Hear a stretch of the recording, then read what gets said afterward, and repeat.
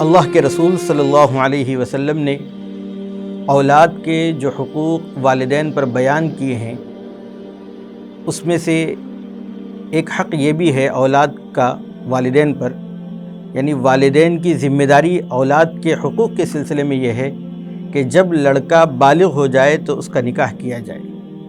اللہ کے رسول صلی اللہ علیہ وسلم نے یہ بیان کیا ہے کہ جب بچہ پیدا ہو تو اس کا اچھا نام رکھا جائے، اس کی اچھی تربیت کی جائے، اور جب وہ بالغ ہو جائے تو اس کا نکاح کر دے۔ لیکن اگر نکاح نہیں کیا، اس کے نتیجے میں اس لڑکے سے یا اس لڑکی سے کوئی گناہ سرزد ہو گیا ہے تو جس طریقے سے اس کا وبال اس لڑکے اور لڑکی پر ہوگا، اس کے والدین پر بھی اس کا وبال ہوگا۔ یہ حدیث مشکوٰۃ شریف جلد نمبر 2 صفحہ نمبر 271 کے اندر موجود ہے۔ اس لیے جیسے ہی لڑکا اور لڑکی بالغ ہو جائے تو ان کے نکاح کی فکر کرنا چاہیے۔ عام طور پر ہمارے معاشرے کے اندر یہ دیکھا جا رہا ہے، خاص طور پر لڑکے کے سلسلے میں یہ کہا جاتا ہے کہ جب تک وہ اپنے پاؤں پر نہیں کھڑے ہوگا، جب تک وہ اچھا نہیں کمائے گا تو ایسی صورت میں اس کی شادی کا تصور نہیں کیا جا رہا ہے۔ یہ بالکل غلط ہے۔